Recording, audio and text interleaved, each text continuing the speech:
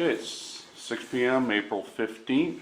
We're having our bi-monthly select board meeting tonight. I'd like to open the meeting with a roll call. Select persons present: Jeff Peters, Josh Tracy, Mike Gould. Employees present: Brian Mullis, Michelle Nichols, Kelsey Shannon, Fire Chief Matt Blockler. Now we'll go around. Public present, we'll just start here and everybody introduce yourself. I'll start. Go ahead. I'm John Simcoe, with Androscoggin Bank. And I'm Angie Snow, and I'm also with Androscoggin Bank. And, yep, Jim Nicholas, Dexter Fishing Game. Lauren Calhoun, Dexter Fishing Game. yep, and you? Becky Holt, Sangerville. Michelle Lord. Dennis Campbell. John Rotano, 2 Nights Brewing. Dominic Rotano, 2 Nights Okay, let's start our meeting with the Pledge of Allegiance. Please remove your hats. I pledge allegiance to the flag of the United States of America and to the republic for which it stands, one nation, under God, indivisible, with liberty and justice for all.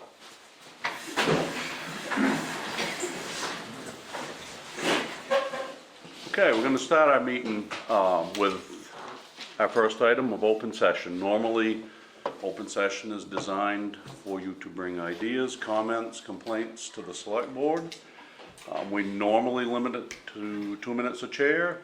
We want to hear what you guys have to say if anybody's here for open session. You are. I'm here from Dexter Fishing Game, and we have a letter of intent to give to the town up to $5,000 to fight the closing of the road going from the South Dexter Range and into the town forest. Mm-hmm. And that's what we're here to submit this letter to the town. Okay, you're submitting it for consideration to the select board to accept it as a gift towards that process. Okay. Could I read the letter? Thank you. You guys want to read that?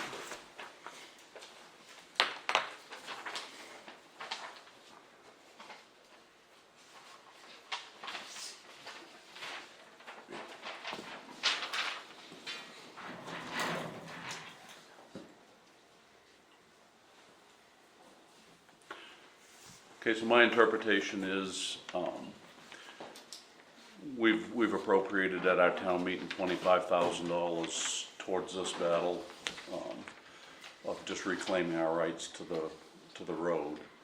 And your offer is to donate up to $5,000 once we've exhausted the $25,000 that we've appropriated. Yeah, we didn't want you to fall short a couple, 3,000. Right. So this would come into play if we haven't allocated enough money to get through it. That's what the gift is intended for. Okay. Do you think there's any? You probably ought to Legal. vote to accept that. Yeah. Do we need to have any opinion on legal on this, or do you think it's? I'll run it by Kristen, but I think you probably should at least vote. They probably don't need to vote until they actually get to a point of actually accepting it, do they? I think they ought to take action, right, based on what's presented. So have a quick vote right now. Do they always have at town meeting an article to accept any grants for the purposes? Yes, We do. Yeah, I think you're covered that way. Yep. Yeah, why don't you just make a motion and say that Yep. we'll accept this if needed? I'll make a motion that we accept this if we do need it, and legal says that it's good to go. I make a motion we accept the gift. Second. Vote. So, thank you. And if we do end up in the position where we need it, we just contact you directly, right? Yep. We're working on it. Well, we thought just write a check, but then if you didn't use it, we had to get it back, so. Right. This way, it's whatever you need, up to the 5, and Okay, we'll have it. thank you. Yep. Appreciate you coming in.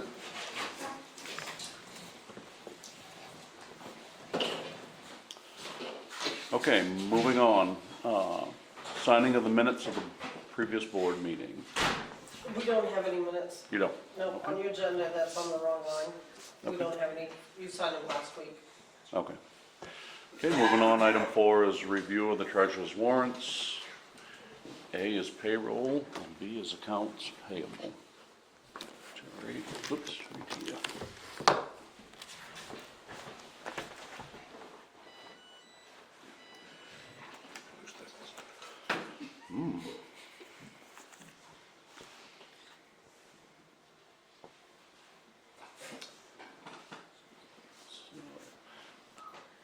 Payroll warrants will be warrant 25 and warrant 26.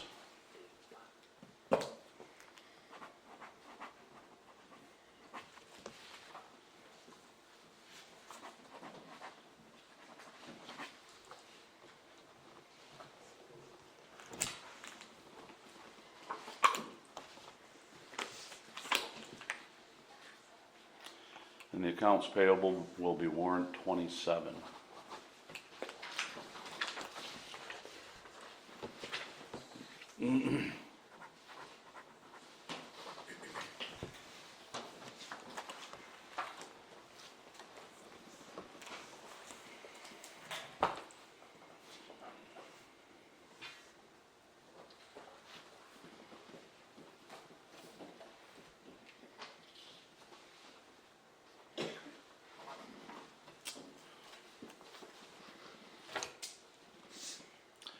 How do you feel about moving item 5A to just before item 7? Actually, I told Steve we'd give him a call between 6 and 6:30. I Okay, have his so number here, so. We'll just go ahead and do it. If we Get- can just go get ahead and through do it. Yeah. Do you Should be brief. Yeah. I'll give somebody the number if they wanna make a call. My phone's not that reliable. Mine's reliable, but it's got 4% left from being at the auction all day. That means you, Josh. Oh, I'm at 8. Where are you at, Mike? I've been scanning cars all day. Mine's 50. Yours is 50? We'll use yours. Let me know when you're ready.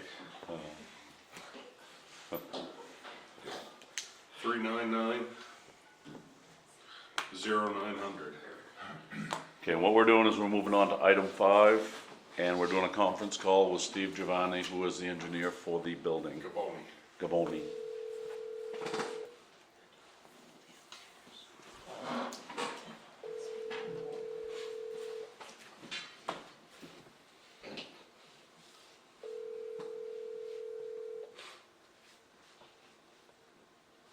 Is he expecting your number? We confirmed this today and he gave me this number, so. Maybe he's not gonna Hello, answer. you've reached Steve Devoni of Wentworth Partners and Associates. I am not available to answer the phone right now, but if you please leave a message, I'll get back to you as soon as possible. Thank you and have a great day. You'll leave a message, hang on. Yeah. Steve, Jeff, Town of Sangerville, at our select board meeting. We will try you a little later in our meeting. Thank you. So I guess your plan will be just fine, Jeff. Be just fine. We're gonna move Steve down before item 7, and we'll try him again. Okay, item 5B, solar farm bond. This was basically just to advise the Board of Selectmen that we have received the bond from the first solar farm that is required by our ordinance. Basically, they've put up the money they need to, or the insurance policy they need to, for decommissioning the solar panels if things go And bad or at the end of the 30 years. does that get presented to the planning board or to code enforcement to review? Code enforcement is aware of it, actually, he brought a copy of. He did bring a copy in, but we also had another one that came through the mail. You have a copy of it in your packet, Jeff. I do. So code enforcement is, we've discussed it, he is aware of it. So we've reviewed his policy and made sure it's to to our standards. Yeah, Lance has been on top of everything with the solar farms, and, I think the planning board met last Thursday. I think this was discussed at the planning board. I didn't stay for the meeting, but I think Lance had that on his agenda to discuss with them. So, we don't need to take any action No. on it, we just needed to make sure. No, just confirm that, We just felt that it was important for the board to be aware that that piece of things had been completed. and we've got somebody that's making sure it's as it should be. Yeah. Okay. Item C is appraisal contract for South Sangerville Grange Road. Kristen asked us to sign this. She, to the best of Michelle and I's knowledge, has never sent the contract to us. So I told her that and asked her to send the contract, and as of 4 o'clock this afternoon, she hadn't emailed it to either one of us. So I guess we move that forward. Okay, so what is our plan with that? Are we gonna just, once we've got the contract, Michelle can contact the three of us and we can just come in and sign it? If you want to do that, yes, and I mean, that's your discretion. I think so. If you guys take a quick vote right now to sign that contract, as soon as we see it, we can call you and have you come in and sign Just it. get the signatures on it. So we need a motion, that we're gonna sign the contract. I'll make a motion that we'll sign Kristen's contract for the South Sangerville Grange Road appraisal. Second. Vote. It's a vote. So as soon as you've got that, Michelle, just, Well, I'll give you a call. Let one of and us we know. can just stop in and sign it. Can do. Okay, item D is school board members. Josh brought something up, and if you remember the conversation here at the end of the last regular meeting. Basically the question was, we had 4 school board members resign for various reasons during the course of the year, and the selectmen appointed people to fill those positions. Correct. We should have, at town meeting, re-voted all 4 of those positions. Josh reviewed this in the municipal officer's handbook. I reviewed it in the municipal officer's handbook. I contacted MMA Legal about it. The copy of that email, you've probably already seen, and there's a copy of it in your packet. I read the email that you sent out. The email had a caveat in it that we should contact the superintendent's office in case they knew something that we didn't. I did that, and again, you also have a copy of that email, and to be honest, I don't want to say anything negative about the superintendent, but I'm not sure I effectively communicated what the issue was with her. And the fact is that by state law, the way I see it, the way this attorney sees it, and the way Josh sees it, is that we need to reappoint The current members that, those 2 men, the 2 members, the 4 members we have, Kelly Lunetta and Jesse Snowden were elected at the town meeting. They're good, Right. they're all set. But Danielle Gray and Heidi Hall should have been reelected at the town meeting as well. But my understanding of reading this law and what the attorney from MMA said is if where we fail to act on this at the town meeting, then the select board can appoint them to Complete serve until the next town meeting. right, complete the term that they're in. Yes. So they're legal members of this Right, school board. but my understanding is, looking at it, if we don't take that action, they're not technically legal representatives of the town of Sangerville. Is that the way you kind of read it, Josh? That's the way I get it, yep. So that would stagger terms by 1 year. We're gonna have the two that we voted on at town meeting, They're good for one of them is a One's 2-year two. term, Yeah. and one was a 3-year. 3-year term. So where are the terms with Danielle and Heidi?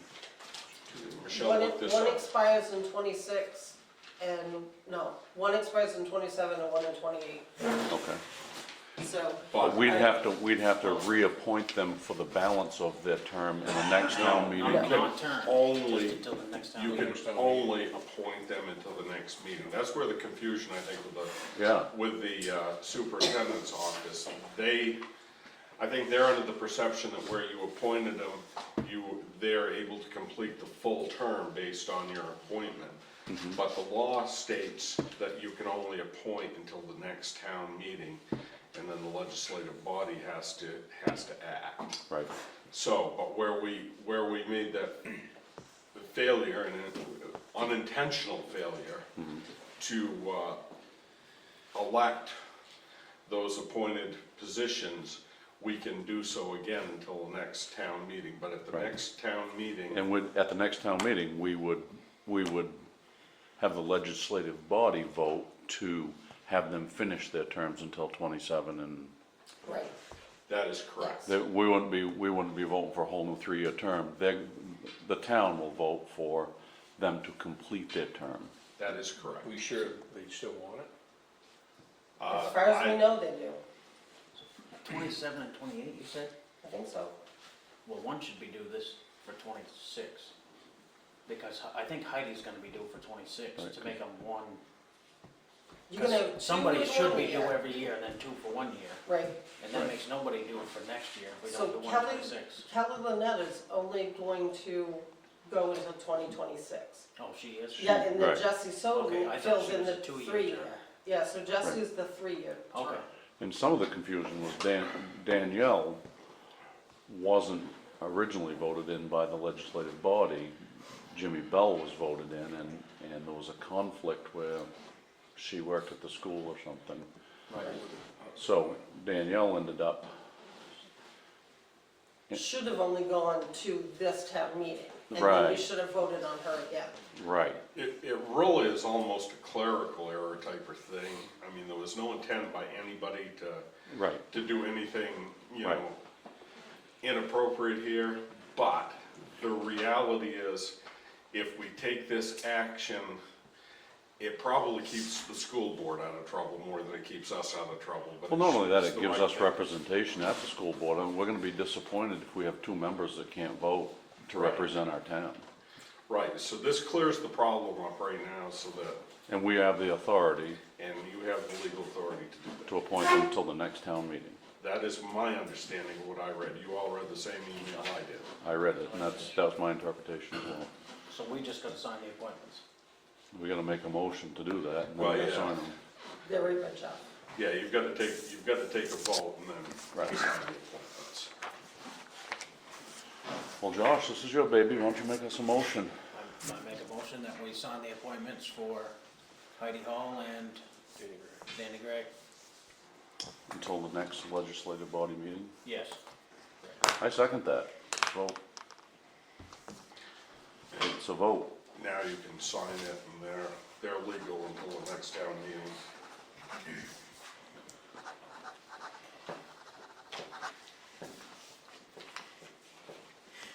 There's only one page, there wasn't there?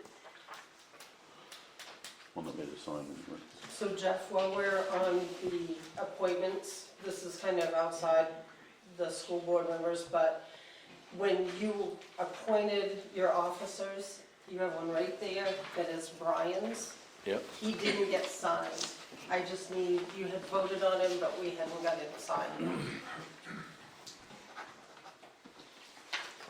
Do we need a motion on this one too, you think? Just to make You it- might as well, yep, do that at the same time when we're, Okay. So this one is a certificate of appointment for Brian Mullis as town manager, public health officer, road commissioner, deputy tax collector, deputy treasurer. I make a motion, we sign the appointment papers for Brian for all those listed. Second, vote. Sorry. You don't get to go home. now it's official. Problem is, I'm not a resident, I couldn't throw an amendment in there.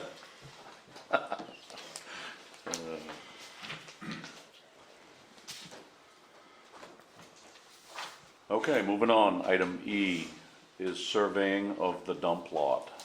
This was something that was passed at town meeting that, for whatever reason, we didn't get it on immediate agenda after the town meeting. Quite honestly, I think the reasons I forgot about it, but this has been passed by the citizens, and I know Butch is expecting us to get this done. So, basically, I need you guys to authorize me to hire a surveyor. Is this a full survey or is this just a moment? Well, this is one of the things I want to know.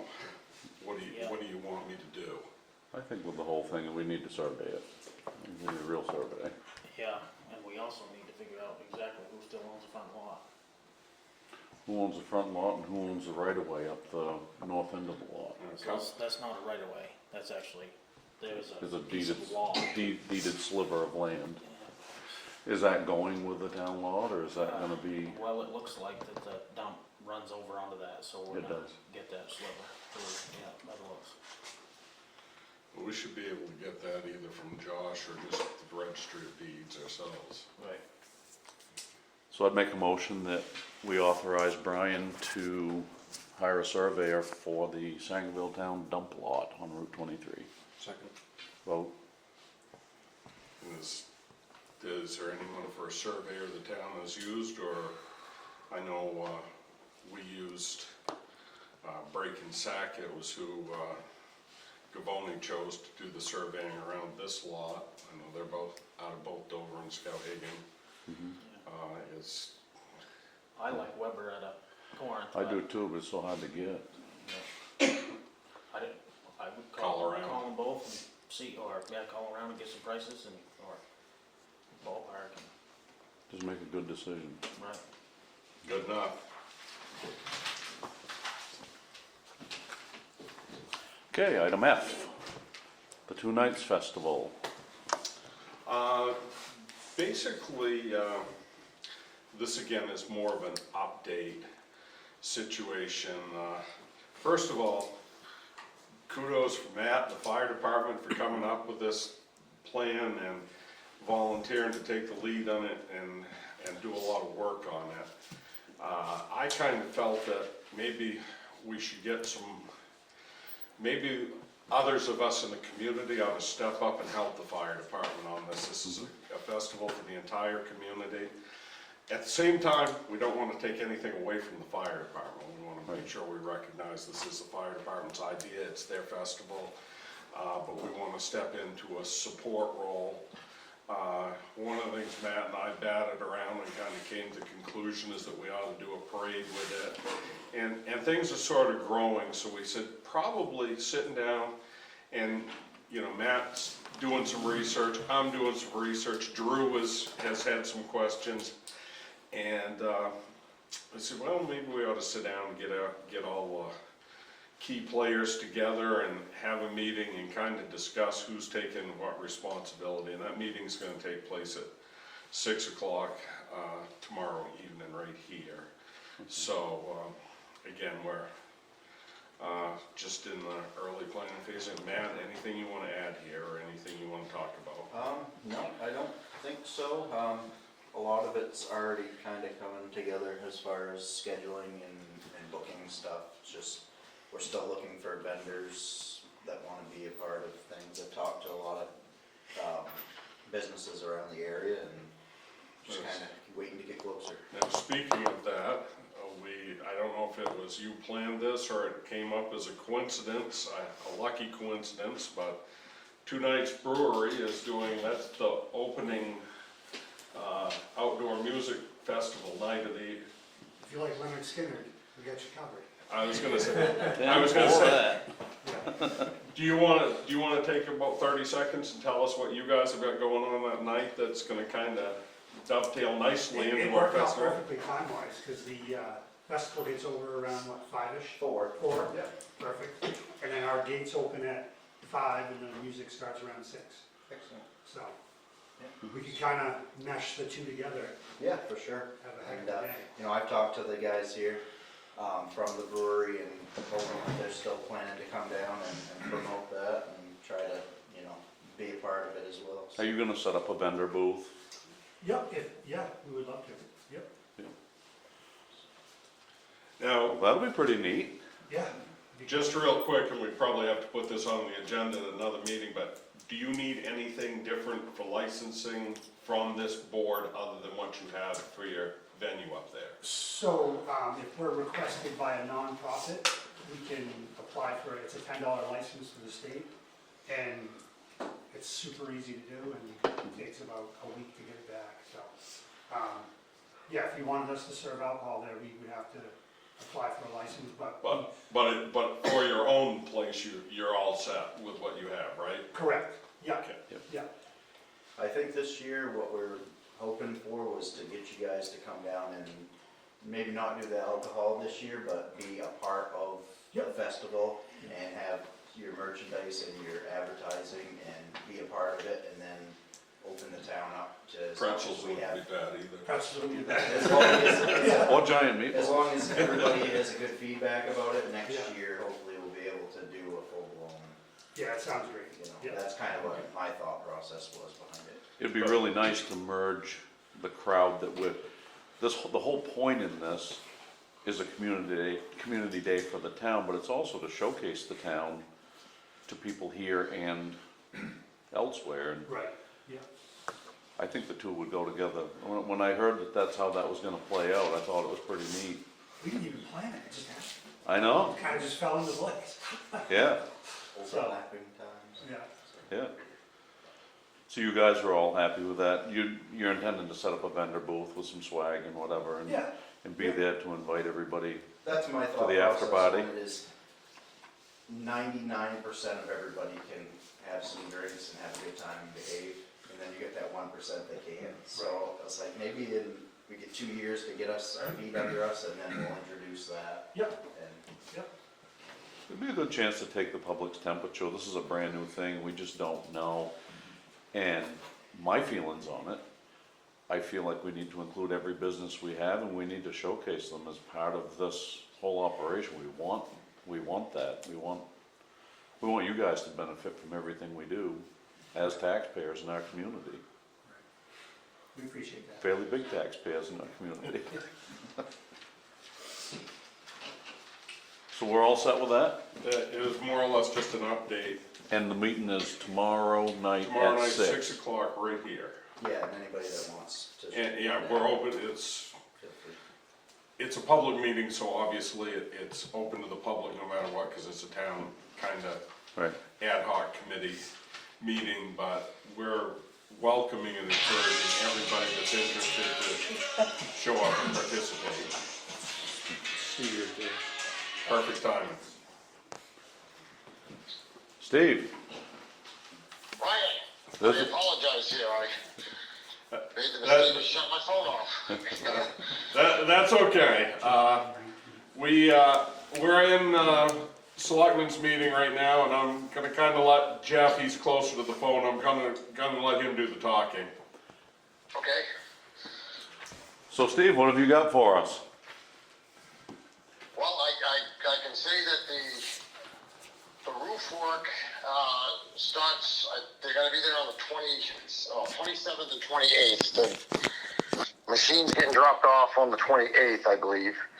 But they're gonna quote unquote mobilize. The two contractors have been in touch back and forth a few times, so they seem to be on the exact same page. That's the roofer and the mason.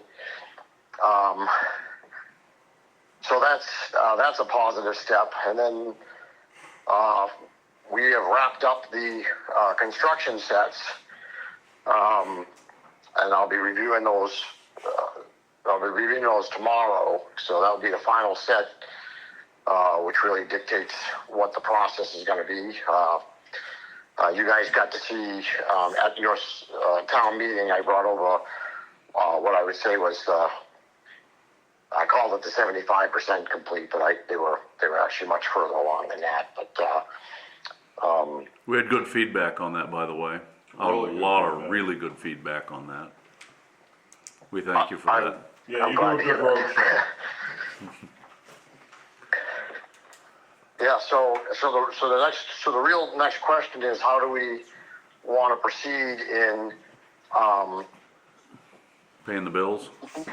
Paying the bill, yeah, well, yeah, paying the bills, you know, managing the project, that'll, you know, how does that wanna look?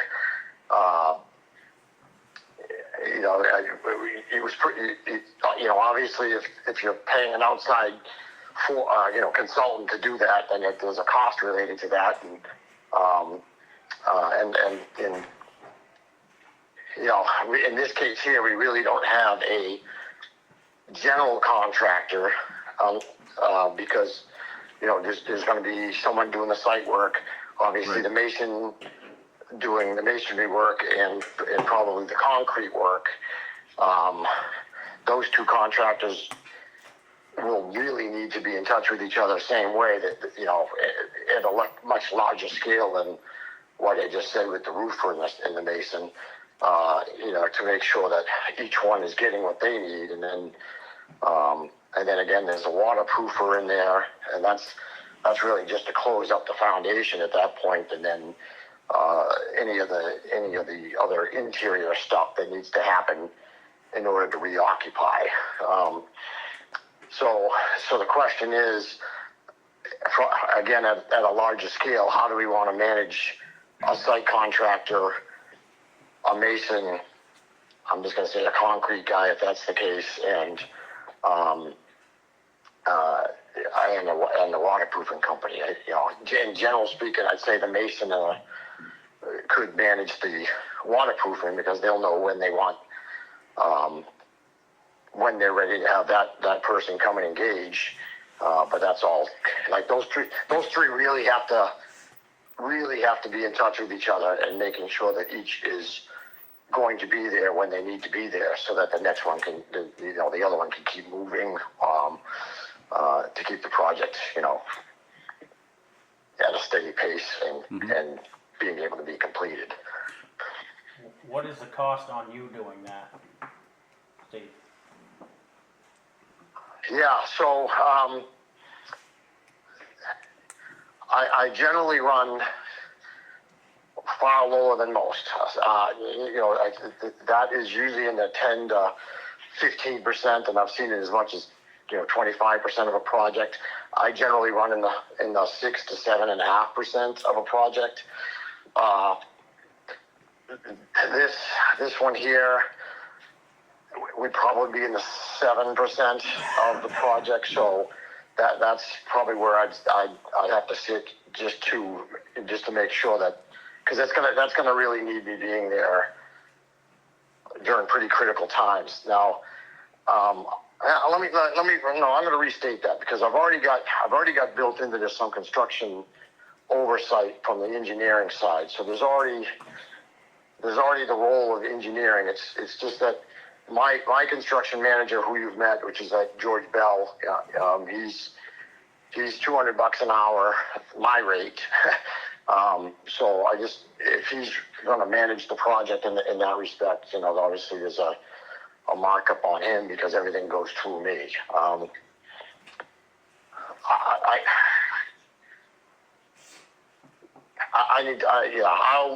I know I'm being wishy-washy here. I want this project to go, and that's why I don't want to outprice what needs to be if it doesn't need to be that way. Again, but what I will say is oh, it's snowing again. You got to be kidding me. Just really. Again, I want to see the project happen because I think it's that I really like this project a lot, and if that can happen, then Can you get us more of a lockdown price before the 30th? Because we have another meeting on Yes. the 30th that we could Yep. probably vote Yep. on that. is that your next meeting? What is that your next meeting? Yeah, it's a special, but we can put anything we want on the agenda Right. at this point. Yep. And I think the concern is, number one, everything that happens with these subcontractors, we absolutely need, basically your sign off, your eyes on it. We need to know that we're operating within the engineered plan. Our view is, you know, if we hire you to manage the funds, what that cost is, and can we save money if we manage the funds and you manage the project? I guess that's the question Yeah. that I have. The answer is going to be yes, because that takes out one responsibility that I would have. So basically, the contractor is going to submit their payment request. I'm going to approve their payment request, or deny, or cut it. You know, that's my job, as you know. If they sit there and say, yeah, we're at 30%, and I go there and say, no, you're at 20%, then, you know, obviously we're not paying you for 30%. And that's already built kind of into what the price I gave you. So On the that part engineering happens. part of it. If I'm managing the money as well, then, you know, it wouldn't be much at that stage, because again, there's only the 3 contractors. So I really don't see a benefit in me managing that, because when I hand you your pay rec or their payment request for any one of the 3 contractors at that point, it's going to go to your warrant for that particular meeting or month, and you guys are going to approve it, and you know, it's either going to be built into your warrant to approve, or you're going to, you know, I don't even see it being an agenda item at that point. It's going to really just be built into your warrant. Warrant itself, yeah.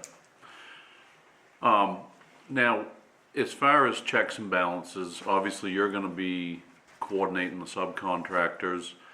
And I think there's some interest on the people's part in our town government, this group, or you know, the committee on the town hall at least, being a part of watching what's going on and knowing that it's being completed the way it should be. We want to make sure there's some oversight on our part as well. Yep. And I don't know how that looks to you.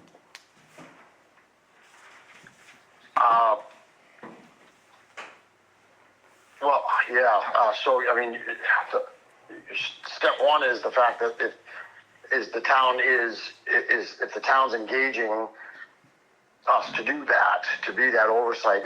And I will say, I know I'm just saying it's 3 contractors, but it's 3 contractors who have to go through kind of multiple stages. I mean, you saw it was 4 stages of process, and then each stage, you know, you can only do so much at a time without jeopardizing the building. So you're doing that step, and then again, all 3 contractors are engaged in that step before they get to move on to the next step, and that's so it's really a shuffleboard game. Right. So I don't want to make it sound like it's it's not an easy project. It's complex. Right.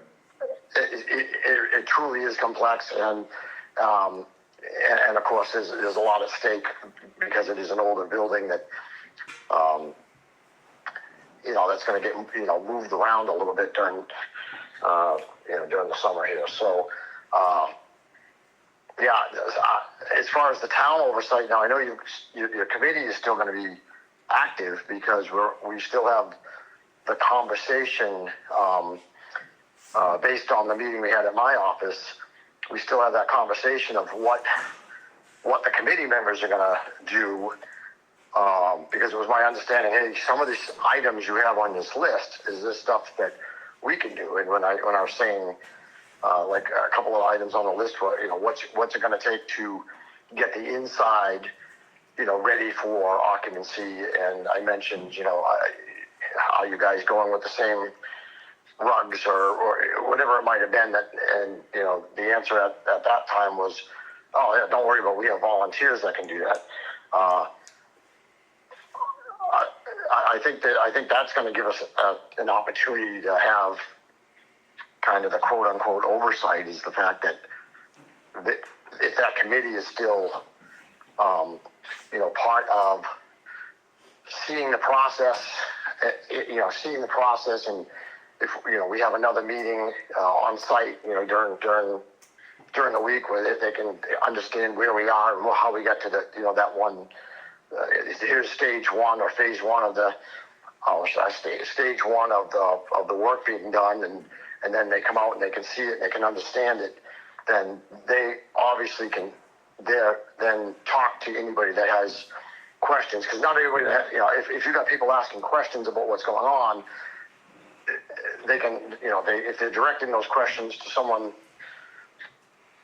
that they know, and that person can answer it without, I guess, being wishy-washy, Right. then we're driving confidence into the project, to everybody else in the town. So Right.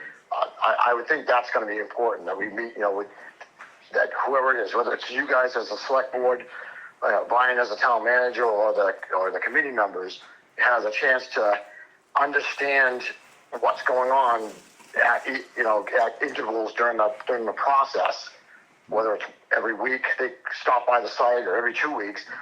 At least that the townspeople know that you guys are present and accounting for everything that's going on. So I think that is pretty important, is what you're saying, is, what does the town oversight look like? I think that's what it looks like.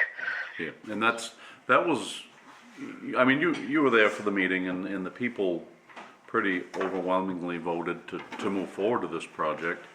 And the interactions I personally had with people, that was kind of the biggest hot button we had on the whole thing, was making sure that not only does the engineer have his eye on the ball the whole time, but that either us as a board or members of our community that are on this committee have their eye on the same ball at the same time in a coordinated fashion. That was the biggest takeaway I got from the people at the meeting. They support the project and are very, very interested in knowing that you're watching the whole thing. And, in this case, probably Dennis Campbell, he chairs the committee on that building, at least having his eyes and his group of people, and, the board and the town manager being involved as well.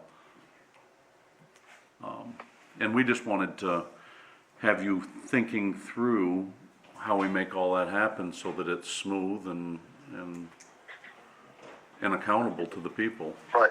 Transparent Yeah, and 'cause accountable. You know from experience, you know that, when a rumor gets out there, it's going to come back and sit in front of your, and it'll be at one of your selectmen's meetings that you get, that someone's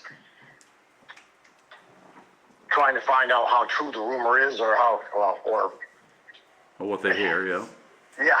And so if you have that ability, because that you guys are fully engaged in the process, where we are and what's going on, and can speak to it, right then and there, basically squash the rumor, if you will, because you have the answers right in front of you. I think that's going to go a long way, and that obviously builds the confidence of the constituency that says, the select board, the town manager, this committee, they're doing exactly what they said they were going to do, at the town meeting. So Yeah, this is one of those topics that the 100% transparency is where it's at, and it's got to be that way. There's no ifs, ands, or buts.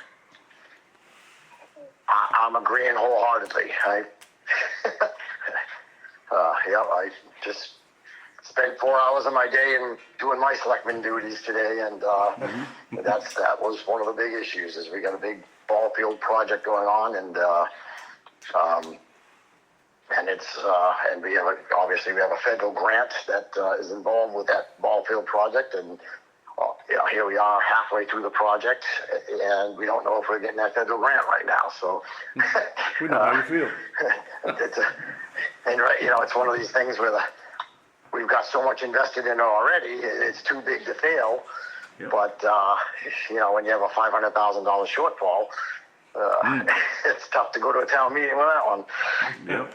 So, did you have any questions for us, Steve?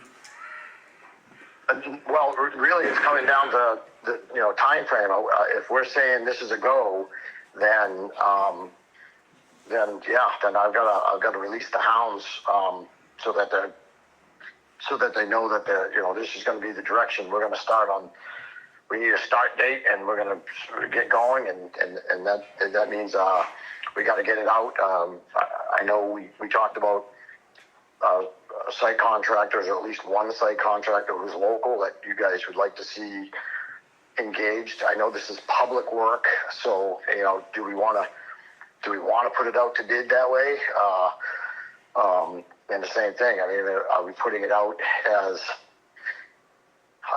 to a general contractor at that stage who's gonna be responsible for filling up a mason and with the waterproofing and the site work, if they wanna bid on all three, or do I put it out?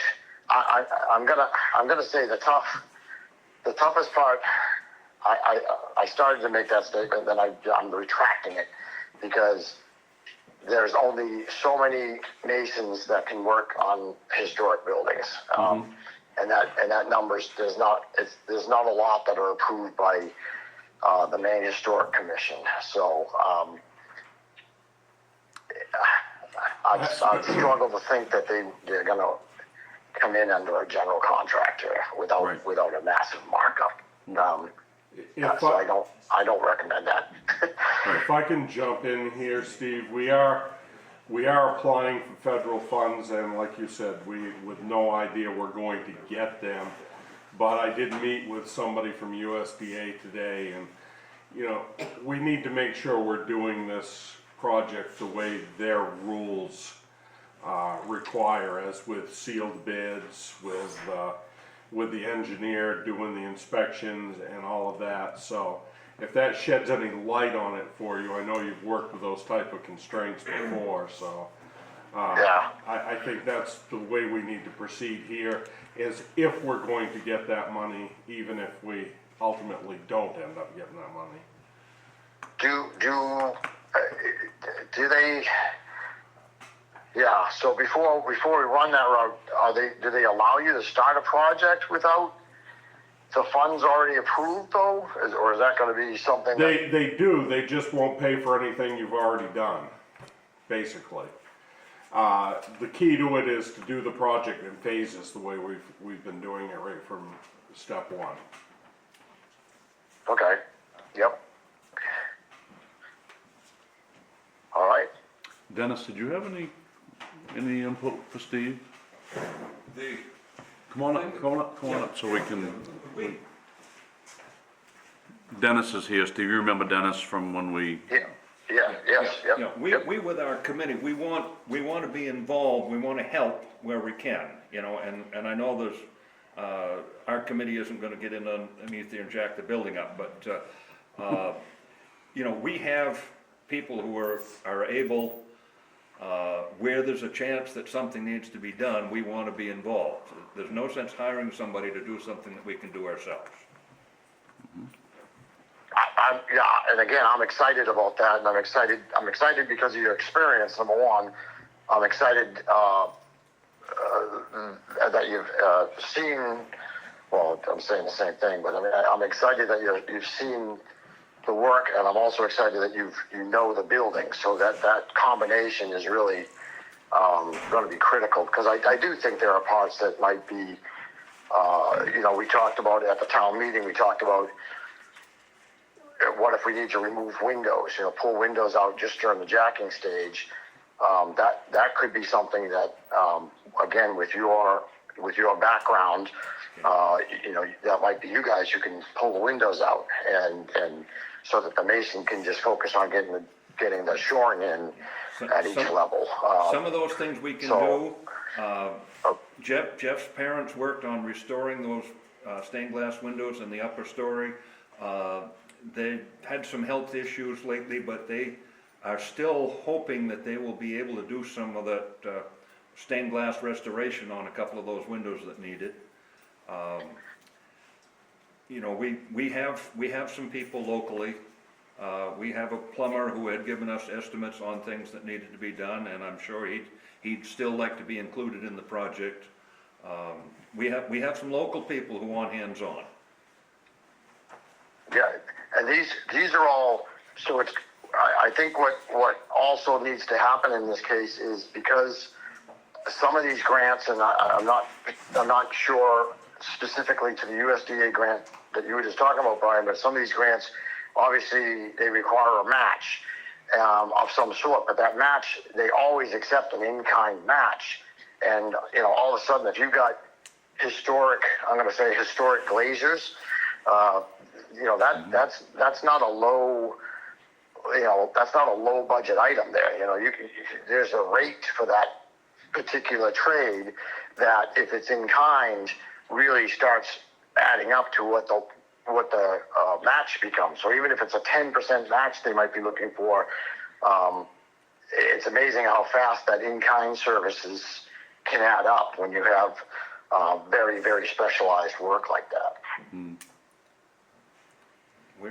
We want in, let's put it that way. I can, you've been biting at my ankles since we met, so that's good, I'm glad. Yeah. Well, Steve, so that our next meeting is on the 30th, correct? Should we make this decision before the roofers start on the 27th and 28th? If we have to, should we? Yeah, I guess the question is, when is the agenda due? The agenda, right? When does that have to be posted before your meetings? So that's really the target date for me. Just 24 hours, Steve. All right, there you go. Yeah. So basically what you're asking us is for the green light for these people to start on the 27th and make this project go, correct? That's what I'm getting from you? Well, yeah, at least, I was really roof. getting that sense, but this, at least for the first component is the roofing and the roof and the chimneys, right? That's one whole piece of this that's independent of the rest, in reality. So yeah, Right. we really want to. And we've seen your basic, your quotes on what that's gonna cost. Yeah, you already have those That's prices, correct. and I can resend them tomorrow. So at do this we point. need I can a resend them if you motion need for them, him to but, yeah. start the process on the 27th? Why don't you do it just to That way there's no gray area? make it happen, no gray area, it's in the legal record. But we're not approving the general No, we're approving yet, just the start of the work. the start of the roof work. Okay, so we'll take a second, Steve, and we'll get through this if you wanna hang right on for a second. Absolutely. So, I'm gonna make a motion that we, enlist Steve to begin the work on the 27th on the roof and chimney project. Second. Vote? Okay, Steve, that's a vote. Yes. I think. Well, that's excellent. Yeah, I'm. Other than the snow that's falling down right now, which really. That's stressing you out, isn't it?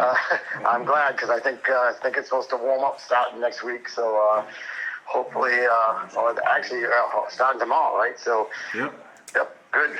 Get Well, those good. guys on the roof at the perfect time. okay. And we'll plan on conferencing again with you, or conference in person, however it works, for our next select board meeting on the 30th, correct? That sounds good. Yep. Okay, Thank you. thank you, Steve. Thanks, Excellent. Steve. Thank you all. Goodbye. All right. While we're on this topic real quick, I'm sure we're gonna be in and out as they're working, but should we kind of appoint one person from the committee to come in and check on these guys? Or be allowed Like a point to- man to just, Yeah, like Dennis goes in and that way there's not 10 of them being around. what are your thoughts on that, Dennis? I intend to be around somewhat, when I can, I have things to do, but I will be present. Mm-hmm. And the only other thing on that is the liability, the insurance. insurance. Where do we stand? If they're, I mean, I'm all good with it, but I just don't wanna get us caught, somebody accidentally gets. What was your interpretation from MMA when you talked to them about this project and the people working on the project and so on and so forth?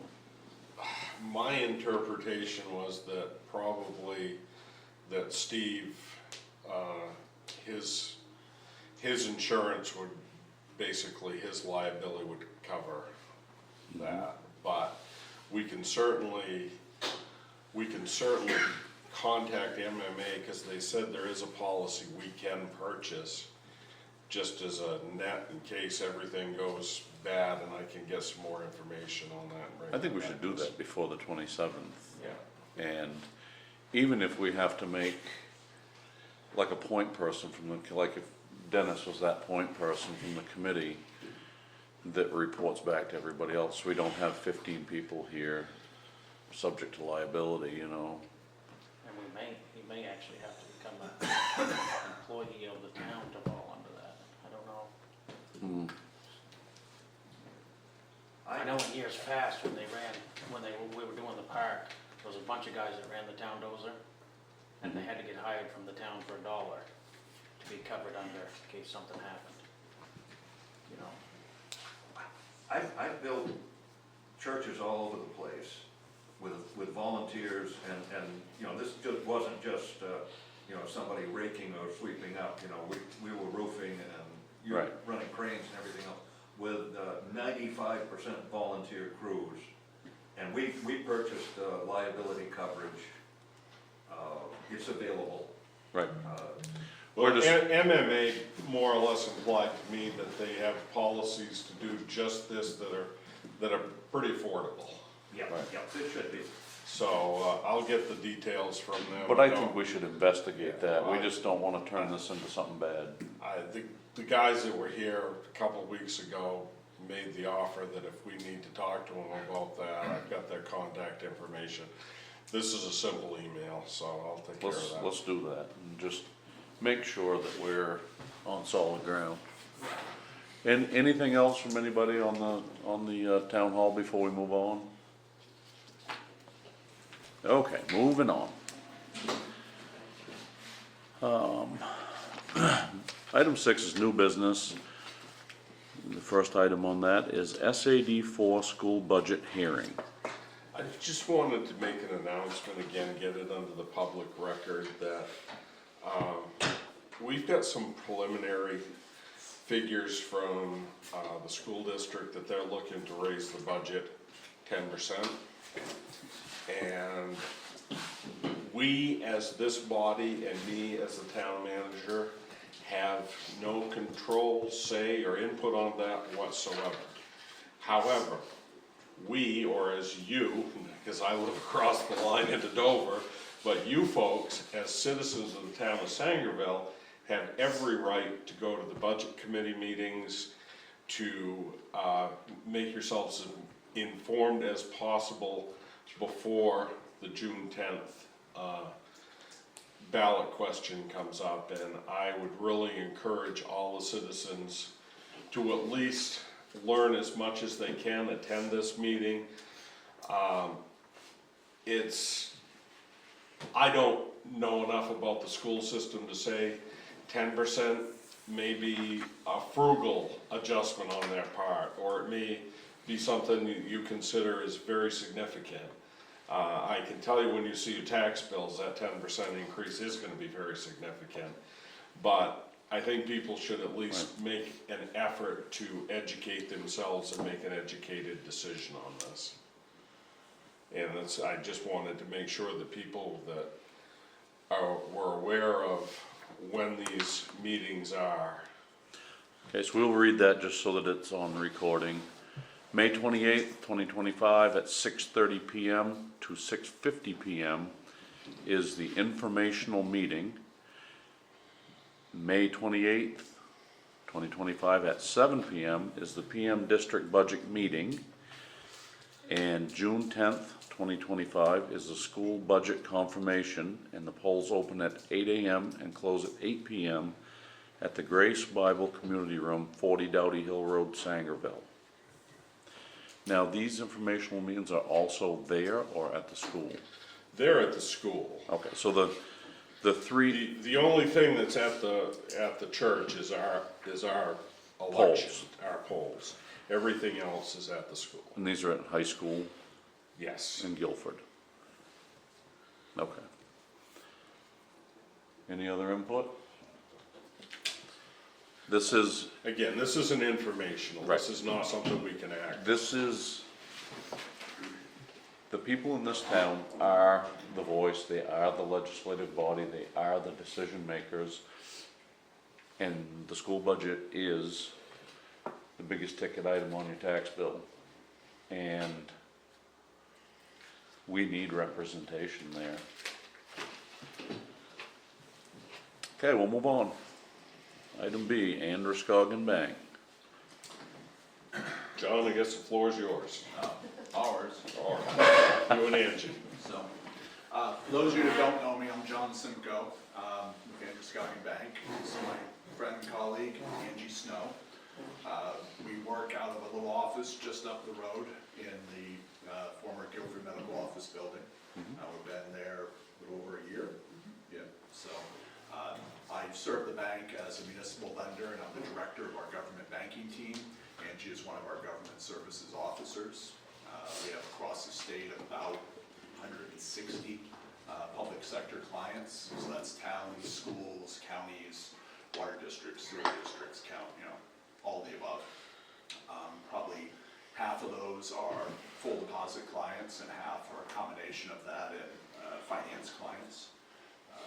I do all the financing at the bank for public entities, so we do interim financing for projects like you're considering. We do lease financing for equipment, like Matt has considered in the past.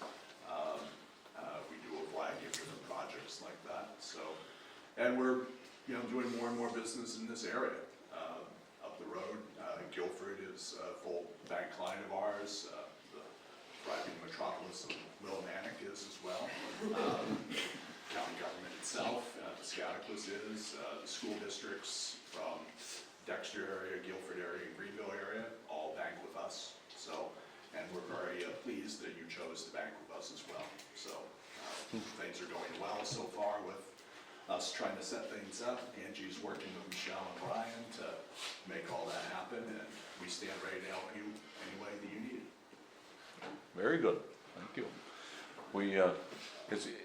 I don't think everybody put the faces to the names, and Sure. I thought it was kind of neat that you guys come in and just make your introductions. And as we refer to you, everybody will know who we're talking about.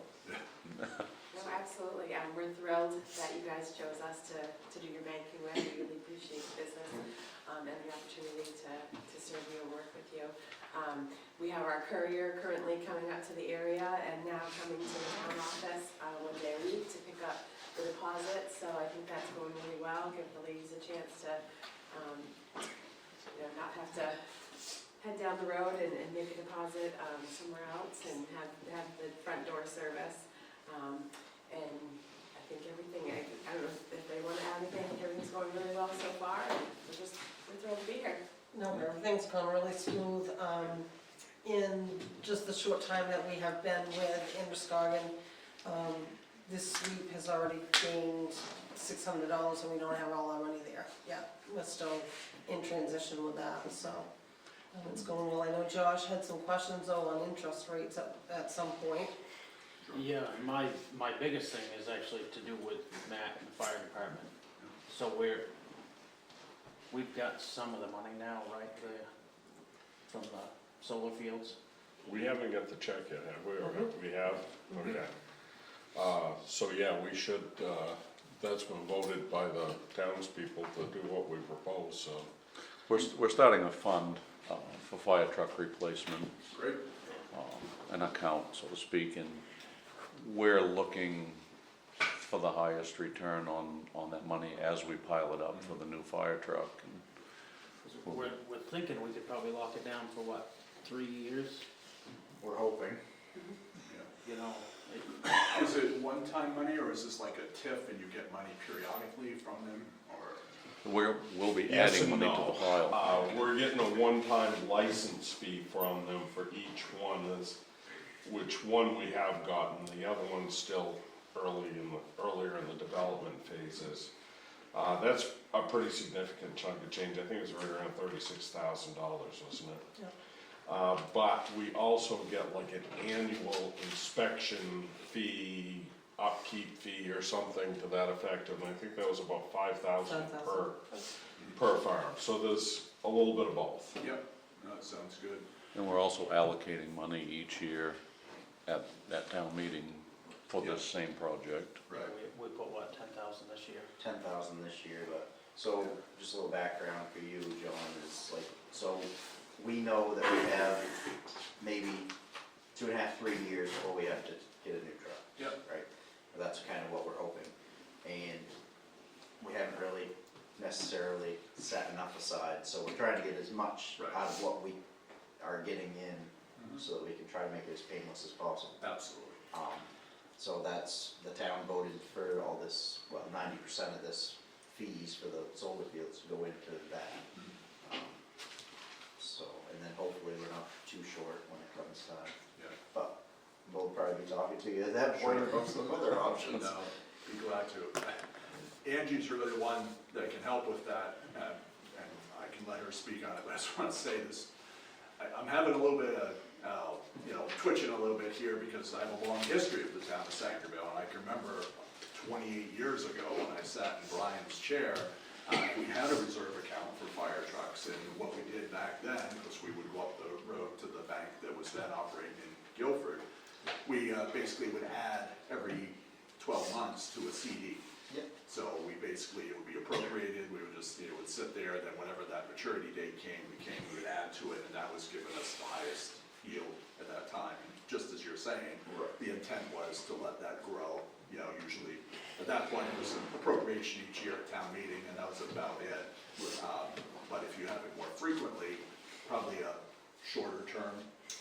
Yeah, I think so, and you'll also find that given the current rate environment, the shorter term CDs right now surprisingly are higher than the longer term CDs, just because of what's happening in the market, so, Right. Potentially looking at, say a 6-month term, and then 6 months from now, we look at it again and see what the rates are at that time. At that time, does it make sense to go out a little bit further, or keep it at 6 months, or, whatever? Which, I mean, if the rates are better for short term, that works out better for everybody, Right. because you never know what's gonna happen. Correct. Yeah. But, yeah, but we're hoping 3 years to work with, and Yeah. I was just reading an article, and of course, every analyst has a different take on it. There was an article in CNBC that the Federal Reserve was talking about, conflicting economic forces, but perhaps as early as June contemplating rate cuts, and that, of course, would affect your deposit rates, across the board. But you got a little bit of time, and it sounds like it might make sense if Angie got together with you, or you, Brian, or you, Michelle, and sort of, scoped out some options, gave it to you, then you consider it from there. I think we need to, and I think, Michelle gave us a good example, the difference by moving our money and the way the sweep account worked. We've gained $600 that we didn't have just in that one little move. Yeah. Well, all those $600 put together, that's what we're after, We'll add Right. that. as much of that as we can get. Yeah, Absolutely. yeah, no, absolutely. Yeah, it's right now the 6-month CDRs that we offer Is is, it 4.25? right. Yeah. So that's our highest rate right now. I think that's near the top of the market. Sure, you hunt online, you're gonna be able to find whatever you wanna find, but we make it as easy for you as we possibly could, so. So yeah, we're glad to consider that at any point in time, and as, excuse me, Joe, I do have a question just popped in my head. Sure. Say I know I talked to you about the air pack Yep. issue with your leasing for equipment. Say we don't get enough before we are forced to purchase a truck. Yep. Is there a lease option through you guys to cover the rest of this? If that's the only option that we have. I Yep. know that we don't like that option, but Right. if that's the only option that we have a lot of folks that do something like that, where basically they'll appropriate money each year, they maybe trade in the old truck, and they're bringing that total cost down as far as they can, and whatever that remainder is, then they'll lease finance it. So, if you've got a $500,000 truck and you can get it down to 100,000 or a couple 100,000, you know, I think that's a success. But we could easily do that even though it's the minority share of the Right, total and then amount. you can spread the rest of that out over. Right, yes, Yeah. yes. Okay, thank you, I appreciate that.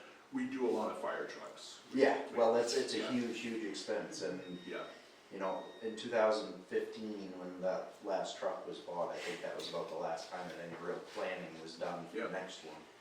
So Yeah. there's just, there hasn't been anything there, so. right. What's the typical term on a bond for a fire truck, John? We go further out typically with fire trucks than, say, like a police cruiser or what have you.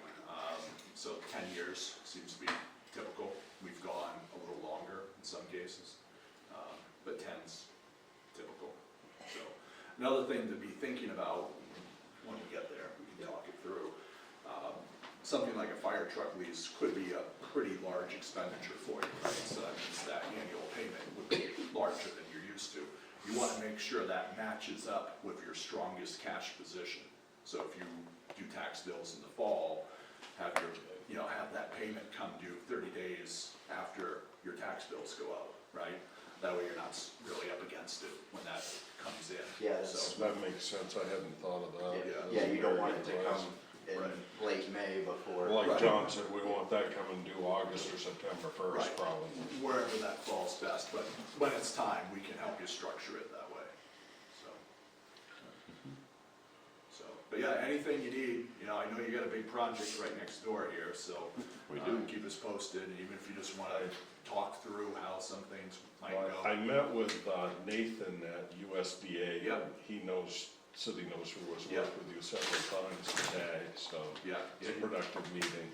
he's a sharp guy. So I put in a big chunk, I did the CDS on application on Monday and put in for a big chunk of money, and we'll see, you know how tight things are there Yeah. right now, so. I know up to the office in Guilford, there are other agencies, departments that come by, and Edie Smith from Senator. Edie King's was the one office. Yeah. that made sure that I knew when Okay. CDS funding came up to put it, that's why we put it in through Angus King because Yeah. of Edie's connection, so. Yeah, So, he just mentioned that she's trying to be there one day a month, so you'd have connection to her if you needed it. Yeah, she's been great for us here. Yeah. She's come in a few times and met with us. so. Yeah. So if I could, Brian, as well, talking, I wanted to kind of make a connection with John and. He left. So we've been talking with Two Nights Brewing, you know, and trying to aid and abet them in different ways. And we- yeah, I go out and talk with them about every Friday afternoon at 12 o'clock, you know. I'm sure you do. I wasn't gonna say anything. I welcome everybody to join me when it's. That's right, no, Well, that, we can schedule a meeting at that time, that'd be just fine. yeah. But I've got some experience in community development block grants, we've talked some between the two of us, and I think that if you were to work with the folks at the Piscataquis County Economic Development Council, they have the contract for technical assistance for CDBG applications in this county. So they could, basically, they have a person that could work with you and with Brian and pull the application together for you. So it would save you the hassle or expense of doing it otherwise. And essentially, the program that I'm aware of that could work is a community economic development assistance program that essentially a business identifies a need. They're eligible because they're going to grow a certain number of full-time positions, and based on the number of positions grown, then they can get, I believe, up to 200,000 is the top end of it. But community development block grants are only eligible to go through the municipality. So the municipality has to be the applicant, the town, the business in question can't apply.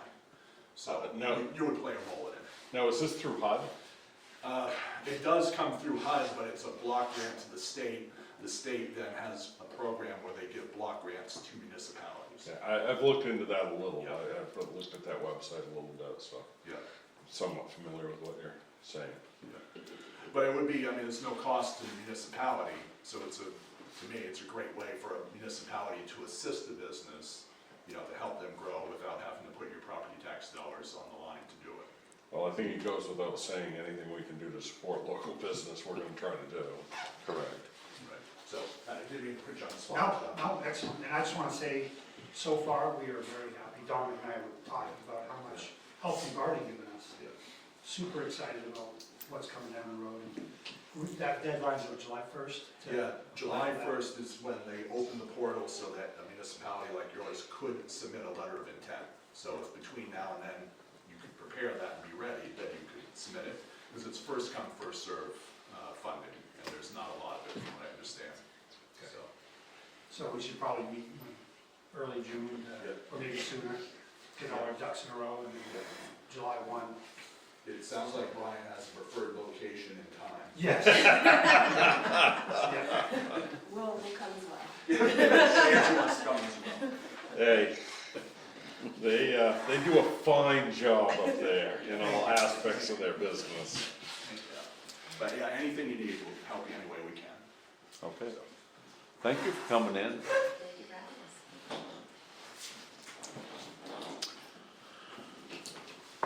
us. Okay, moving on. Item 7, the town manager's report. Well, I know we have some Mill Street folks here, so, just wanted to give a quick update. We had a special select board meeting on, well, it was last Monday, where we had an executive session discussion with our attorney. Obviously, this limited what we can share for privacy reasons, but we are moving forward with condemning the building. We have a public hearing scheduled for that at 5 PM here on Wednesday, the 30th, just prior to our special select board meeting we're doing on the 30th. That special select board meeting's kind of taken on a few things, part of it with the building. We've got our sealed bids for grading contract that are gonna be opened on that night. I wanted to do that rather than wait another week so I can get somebody with a grader on the roads as soon as possible. So that's kind of where we are on that. We're working with Kristen Collins, who's our town attorney, on making sure we do everything right here. So, probably for the Mill Street folks, is probably would be a good thing to come to that hearing. Okay, I'll let them know. So, that's pretty much all I have to share on our Mill Street situation. We were all present here, but I think it's worth mentioning for the record and having it in the record. We did finally get the shipping containers filled and moved to the town garage. They are in a secure, warm place at this point. I know this has been said a few times, it can't be said enough. These two ladies, Michelle and Kelsey, worked incredibly hard, volunteered to come in on days off, and we paid them, but they volunteered, they volunteered to actually do that. And just put a tremendous amount of work in crappy conditions, cold, limited light, mold, to get these records sorted, cleaned, into totes, and ready to go into these shipping containers. As a town, I don't think we can say thank you enough to them for that. We also need to say thank you to Matt and his crew, because the fire department, when it came time to load those containers last week, we had a good crew from the fire department to help carry totes out and load those containers. Mike and you also. And Friday morning, we got the containers moved up to the garage, so that project that has been ongoing now for several months is complete, and again, or nearly, somewhat complete. Pretty close. Again, we can't say thanks to Michelle and Kelsey enough.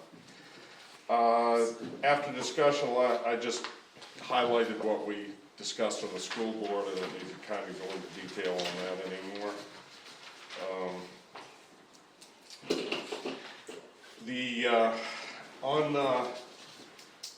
grant money and grant applications. Interestingly enough, CDS, boy, that's kind of a quick application process, isn't it?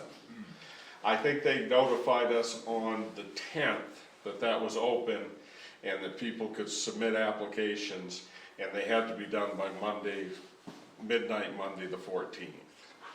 Wow. So, I spent a few days, a couple days last week and Monday, hammering away at the application and making sure we had everything we needed. Matt, Kelsey, and Michelle were kind enough to write support letters for the project, because it came up so quick that I wasn't really going out to look for people to write support letters any further than the first 3 residents I saw. But we got that submitted. I put a request, and I used Steve's budget figures into it. Now, I know the funding is not gonna come in time to do the roof, the foundation, any of that, but I basically used the far end stuff on Steve's list, added it up. I submitted a request of $181,200, which we know we're not gonna get. Matter of fact, I believe it might be capped at 50 this year. But we've got it submitted anyway. As I mentioned earlier, Nathan Persinger, is that? Yes, it's something He is the USDA Rural Development Officer in Bangor, and we had a very positive meeting this morning. And the thing he said is, the money that they have for us is basically gonna come through this CDS grant. So if we can get any money from the federal government this year, it'll be through this CDS. So, we talked about the process, talked about the project, very positive meeting. If we get funding, they're gonna be the ones that are gonna be kinda looking over our shoulder, making sure we're doing what we're supposed to do. And, I think that'll be an easy relationship with them, because he pretty much said everything we've done with the engineer and stuff so far, we're kind of miles ahead of where we could be. So, the other thing that keeps coming up, the question that keeps coming up, and I need to look into this a little further, but the money we voted on, the $10 million voted on last fall, which is state, not federal. The website for that had initially said August 1st they were gonna open that up. There is now a disclaimer at the top of that said the money for that didn't make it into this budget cycle. Which, to be quite honest, I didn't think was legal. But politics are sometimes more subjective than black and white, I guess. So I'm not sure when or if that money is gonna become available. I'm gonna reach out to Jim White and Stacy Guerin and see if they can shed any light on that for us. I'm gonna send letters to both of them here in the next few days. Beyond that, I'm just gonna keep trolling the websites for foundations, grant opportunities, etc. And we're gonna apply and write letters and try to get money anywhere we can. If I could find an address for the mafia, I'd probably send one to them as well. But the other thing, been working on the boards and committees policy. As I mentioned before, we are looking to put together a cemetery committee and a solid waste committee. Had kind of an addition to it come up this past week. Actually was talking with Drew Stone, who Jeff knows very well, and she really, I've kind of known Drew for many years. She grew up around the corner from where my wife and I live in Dover. She's definitely got a fire under her to help with special events and this type of thing in Sangerville. Matt had engaged her to kind of run the car show. She actually sent me a document that she put together herself. Did she show you that by any chance? Nope. She put together a very good plan for a committee to do special events and stuff. I kinda thought about that and the beautification piece that we voted on at town meeting, wrapping that kind of into one committee, and I've got kind of a draft plan there that we're gonna be bringing before you here in the next, somewhere in the next, probably not the next meeting, but in the next couple of meetings.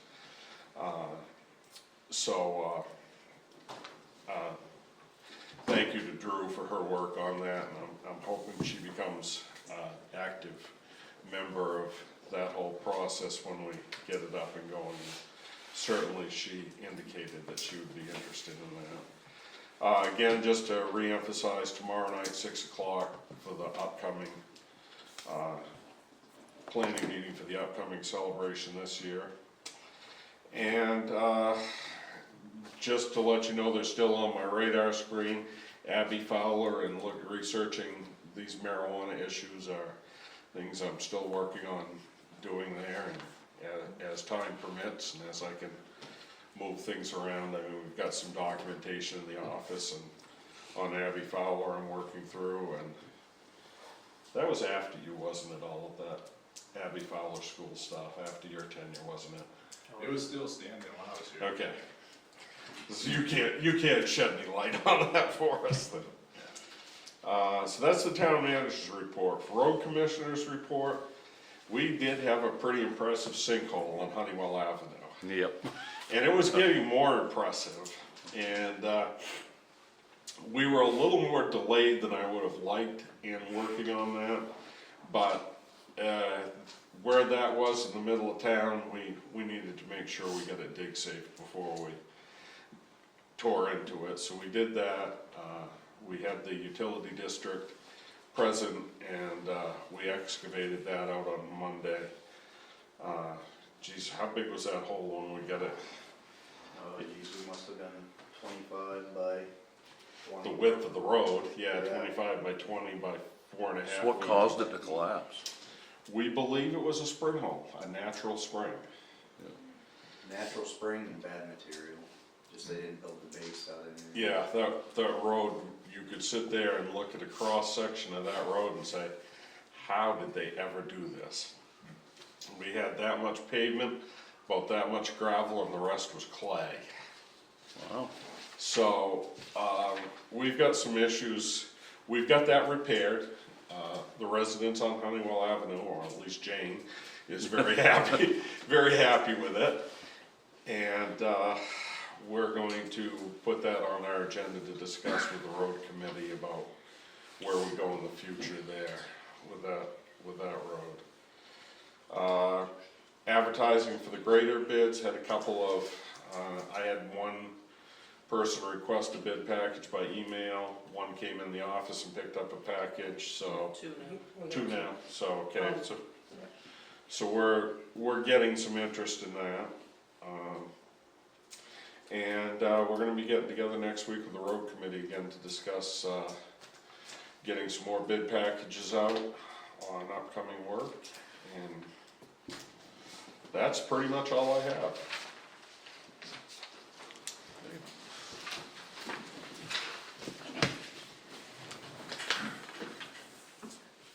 Okay, moving on. Item 9 is select board concerns. None here. I had a couple of citizens, actually more than a couple citizens, come to me about dump trucks on posted roads, and